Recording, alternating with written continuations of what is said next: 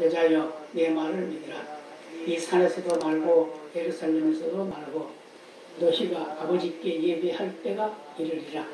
너희는 알지 못하는 것을 예배하고 우리는 아는 것을 예배하노니 이는 구원이 유대인에게서 남이니라. 아버지께 참으로 예배하는 자들은 신령과 진정으로 예배할 때가 오나니 곧 이때라. 아버지께서는 이렇게 자기에게 예배하는 자들을 찾으시느니라. 하나님은 영이시니 예배하는 자가 신령과 진정으로 예배할지니라. 아멘. 바로 말씀으로 들어가겠습니다. 여섯 번째 과목으로 하나님 어떻게 계시는가? 어떻게 계시는가? 누가 만들었나? 그런 거죠. 이제 설명을 하면 스스로 계신 분이다. 그래서 말씀 안에 들어가 보겠습니다. 같이 봅니다. 말씀 안에 들어가 봅니다. 어디서 예배하느냐 하는 것보다 중요한 것은 누구를 예배하느냐 하는 것입니다. 그러니까 예배의 장소가 중요한 것이 아니고 예배의 대상이 중요하다. 그 말이죠. 그래서 예배는 하나님을 만나는 것이기에 교회 안에서뿐 아니라 삶의 모든 영역에서 하나님을 만나고 하나님께 예배드리는 마음으로 살아야 합니다. 그럼 왜 그러죠? 하나님은 언제 어느 곳에서도 우리 예배를 받으시고 원하시기 때문에 그래서 우리의 삶 자체가 예배의 삶이 되어야 된다. 우리가 항상 하나님과 교제한다는 말씀이죠. 자, 예배의 대상인 하나님은 어떤 분이냐? 예배의 대상인 하나님은 어떤 분이신지 그분은 우리 삶에 어떻게 찾아오시는지 함께 은혜를 나누시기 바랍니다. 첫 번째로 하나님은 영이십니다. 요한복음 4장 24절에 말씀합니다.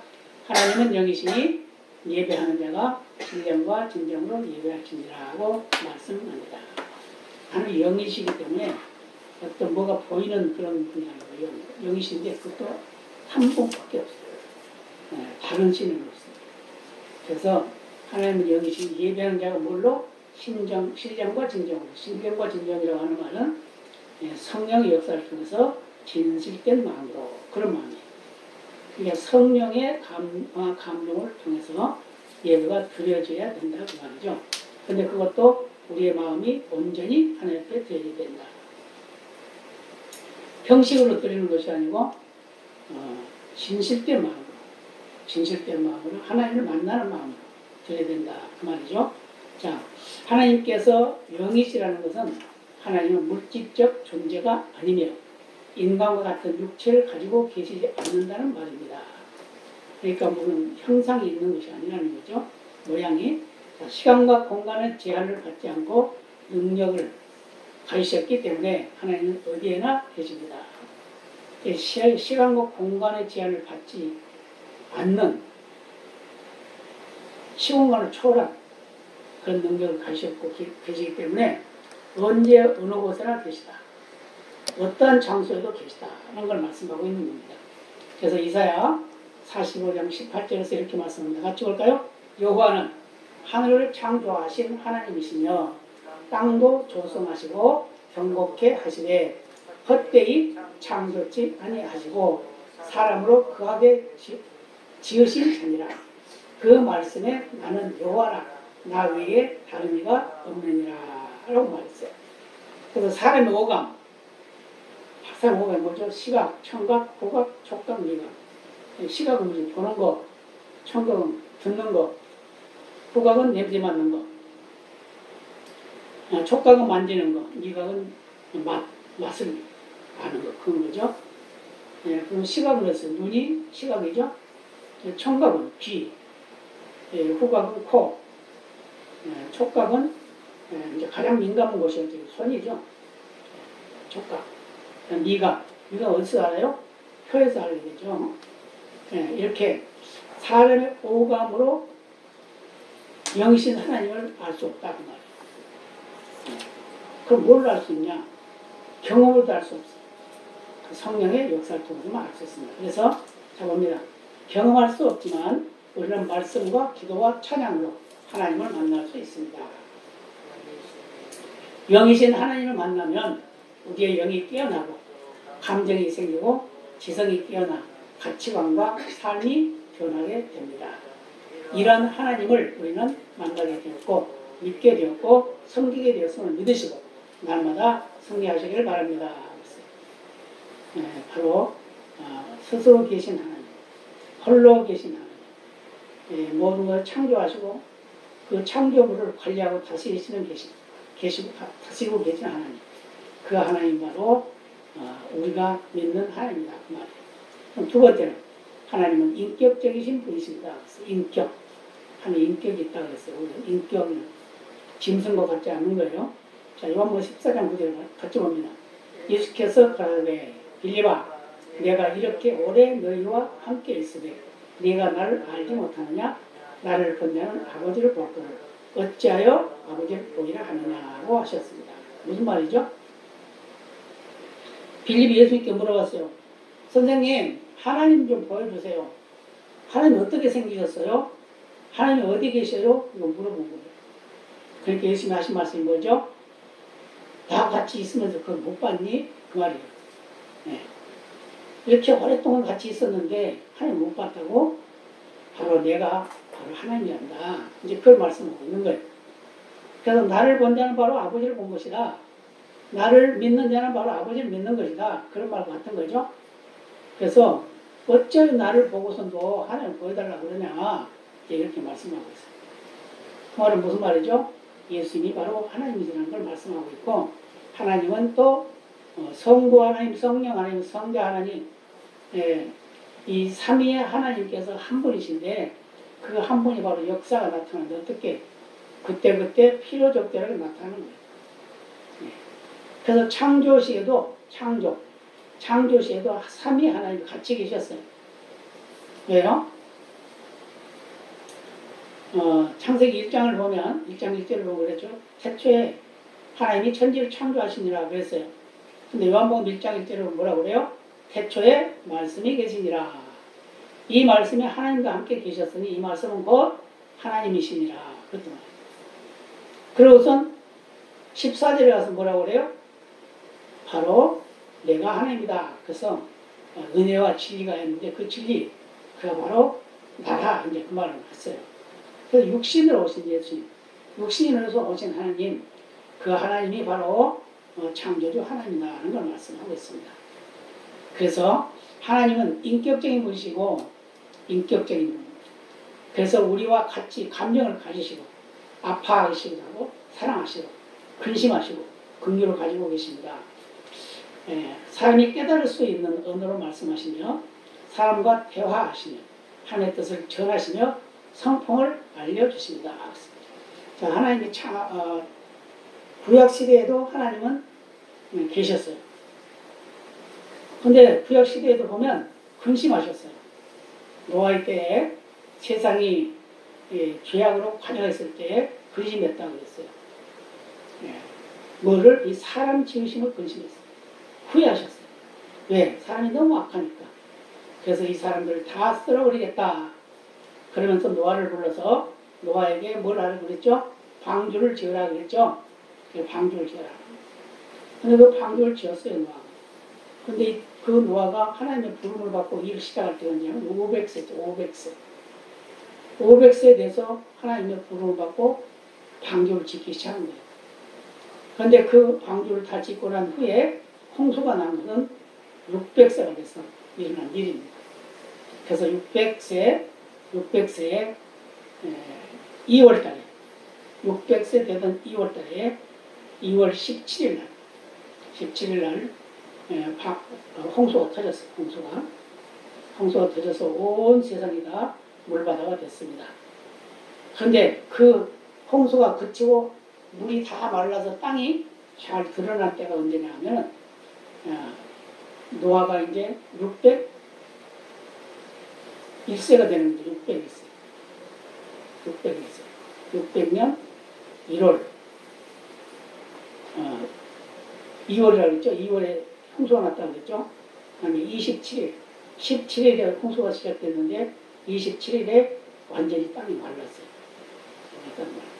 그래서 그때 이제 그 노아가 방주에서 나왔는데 그 후손, 노아의 후손들이 노아와 그 아내, 또 그 아들 셈과 함과 야벳, 그리고 자복 세 사람. 그렇게 해서 그 여덟 명이 새로운 세계를 건설하게 됩니다. 그때부터 이제 또 새로운 많은 이제 인종이 태어나게 되죠. 근데 그 조상들이 누구냐? 노아의 세 아들이다. 그래서 이제 우리 인간이 완전히 구별됩니다. 그래서 셈과 함과 야벳이다. 그런데 셈은 우리가 일상적으로 이렇게 말해요. 황인종이다. 우리 동양 사람이다. 그 다음에 함은 흑인종이다. 저 아프리카 사람이다. 이렇게 보고 또 야벳은 바로 백인들이다. 서양 사람. 이렇게 이제 우리가 그렇게 보고 있어요. 신학자들이 이렇게 이제 인정을 하고 있습니다. 그렇게 해서 인종이 이제 퍼져나가게 되는 겁니다. 이런 것 같이 하나님은 마지막 때라도 그 인종을 끊어버리지 않았어요. 후회하시고 근심하시고 걱정하셨지만 끊지 않으시고 그 대를 이어갈 수 있도록 하나님의 형상을 연결해 가고 있었다는 걸 우리에게 보여주고 있습니다. 자, 세상의 창조를 통해서도 하나님의 무한하신 지성과 온화한 감정, 하나님의 의지를 발견할 수 있습니다. 무엇보다 하나님의 인격을 최고로 드러내신 것은 예수 그리스도께서 이 세상에 오신 사건입니다. 자, 예수님이 오셨다는 건 뭐죠? 빌립보서 2장에 보면 예수님이 오셨는데 그분이 하나님이라는 거예요. 하나님의 자리를 그냥 놔두고 하나님과 동등된 그런 입장인데 그 자리를 놔두고 사람이 되어서 오셨다는 거예요. 그래서 우리를 구원하기 위해서 십자가를 지신 분이 바로 예수님. 그래서 예수님이 이 세상에 오신 것이 큰 사건이에요. 사건. 그런데 그 예수님이 어떻게 오셨죠? 동정녀 마리아를 통해서 왔다. 그런데 그는 성령으로 잉태되었다. 그러죠? 이게 이제 하나님의 구원의 약속이 이루어지는 그 역사가 나타나는 게 바로 하나님 스스로가 사람이 된 거예요. 그래서 뭐라고 그래요? 임마누엘이다. 임마누엘 말이 무슨 말이라고요? 하나님이 사람과 함께 계시다. 그 말이에요. 그러니까 하나님이 사람이 되어서 이 세상에 오셨다. 그 말이에요. 그래서 요한복음 14장 9절에 이렇게 말씀합니다. 예수께서 가라사대 빌립아 내가 이렇게 오래 너희와 함께 있으되 네가 나를 알지 못하느냐. 나를 본 자는 아버지를 보았거늘 어찌하여 아버지를 보이라 하느냐고 물으시고 나를 본 자는 아버지를 보았다 하고 분명하게 말씀하셨다. 그 말이에요. 그래서 하나님의 인격적인 부분을 최고로 보여주고 있다. 그 말입니다. 그래서 바로 저와 여러분이 이런 하나님을 믿고 있으면 의심의 죄가 없음을 믿으시기 바랍니다. 바로 이런 하나님이 바로 우리의 하나님. 바로 스스로가 사람이 되어서 우리 인간을 구원하기 위해서 십자가를 지시고 완전히 죽고 장사되었다가 다시 부활하셔서 우리의 구원을 이루시고 완성시킨 거죠. 그 부활이라는 게 바로 그거죠. 그러고 가시면서 다시 오겠다. 뭐하러? 심판하러. 그때는 믿는 자와 믿지 않는 자를 분명히 갈라놓는 그런 시간이 될 것입니다. 그래서 하나님은 무한하신 분이신다 그랬어요. 열왕기상 8장 27절 같이 봅니다. 하나님이 참으로 땅에 거하시리까 하늘과 하늘들의 하늘이라도 주를 용납지 못하겠거든 하물며 내가 건축한 이 전이 오리까. 무슨 말이죠? 솔로몬이 지금 하나님 앞에 기도하는 내용이에요. 솔로몬이 성전을 건축해놓고 이 말을 하는 겁니다. 정말 하나님이 이 성전에 계시겠습니까? 계실 줄로 믿습니다. 이제 이런 의미죠. 하나님은 어딘지 다 계시고 이 성전이라는 것 이 안에 계시지 않아도 되는데 여기 계시겠습니까? 이렇게 물어보는 거예요. 그래서 세상 모든 것이 다 하나님 것인데 어찌 이 성전에 와 계시렵니까? 어떤 의미로 말하면 너무 감사합니다. 내가 지은 성전에 계시다니 정말 감사합니다. 그런 의미도 되겠죠. 그래서 요한계시록 4장에서는 이렇게 말씀합니다. 4장 8절로 10절 같이 봅니다. 네 생물이 각각 6 날개가 있고 그 안과 주위에 눈이 가득하더라. 그들이 밤낮 쉬지 않고 이르기를 거룩하다 거룩하다 거룩하다 주 하나님 곧 전능하신 이여 전에도 계셨고 이제도 계시고 장차 오실 자라 하고 그 생물들이 영광과 존귀와 감사를 보좌에 앉으사 세세토록 사시는 이에게 돌릴 때에 24 장로들이 보좌에 앉으신 이 앞에 엎드려 세세토록 사시는 이에게 경배하고 자기의 멸류관을 보좌 앞에 던지며 가로되 뭐라고 그랬어요? 지금 하나님의 보좌 앞에 24 장로들이 앉아있는 거예요. 앉아있어요. 그러면서 하나님이 영광을 받으셔서 그러면서 예배를 하면서 자기들이 받은 그 멸류관을 하나님께 드리는 거예요. 보좌 앞에 던졌다 그랬어요. 이렇게 하나님은 끝이 없고 한이 없고 또 우리가 측량할 수 없는 분이십니다. 그렇죠? 그래서 하나님께서는 자연과 인간에 대해서 제한과 구애를 받지 않는 무한한 분이시기 때문입니다. 그래서 하나님은 그 존재와 속성이 무한하셔서 지혜와 지식과 능력이 거룩이 충만하다는 걸 말씀해 주고 있어요. 그렇죠? 거룩과 의 그리고 선에 있어서 무한하시고 완전하신 분이십니다. 그랬어요. 빛과 영광 가운데 계셔서 찬송과 영광을 받으시기에 합당하신 분이십니다. 뿐만 아니라 공간적으로도 제한을 받지 않으시며 어느 곳에도 계신 분이십니다. 지금 우리가 여기 예배하고 있는 이곳에도 계시고 저기 놀러간 사람들 중에도 계셔요. 어디든지 다 계셔요. 어디든지 계시는 분. 그래서 시공간을 초월하신 분. 왜요? 신이시기 때문에. 만약 욕실을 가지고 있다면 그렇게 안 되겠죠? 신이시기 때문에 시공간을 초월하고 있어요. 그래서 한국에 계시는 하나님이 미국에도 계시고 아프리카에 계시는 하나님이 한국에도 계시고 그 똑같은 하나님이에요.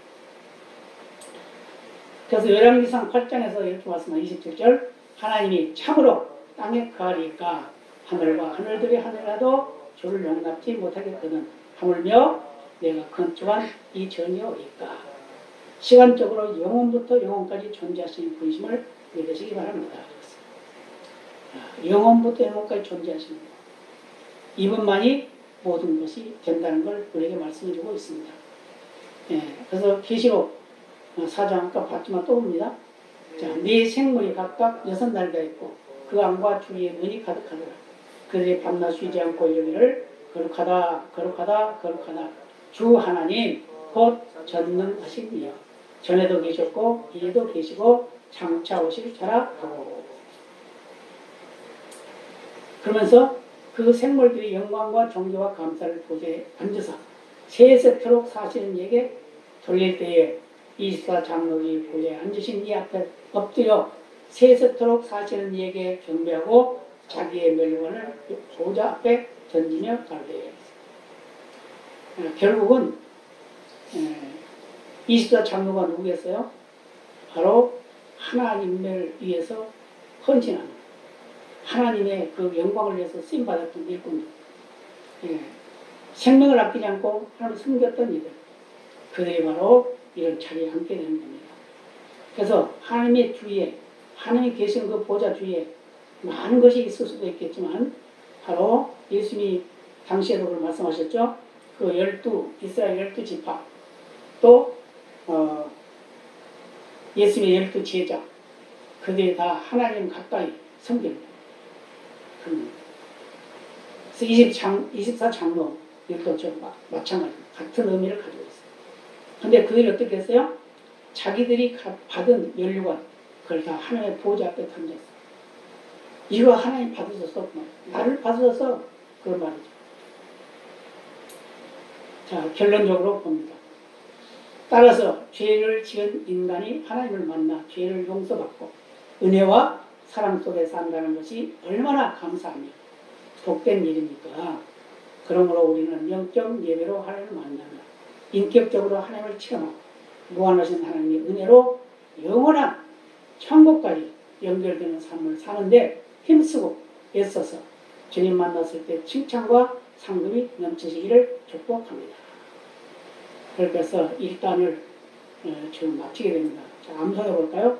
요한복음 4장 24. 이거는 주거에도 나와 있고 그래서 거기다 이건 다 암송하죠. 하나님은 영이시니 예배하는 자가 신령과 진정으로 예배할지니라. 하나님은 영이시며 인격적이시며 무한하신 분이신 걸 믿으시기를 바랍니다. 다 같이 기도하시겠습니다. 아버지 감사합니다.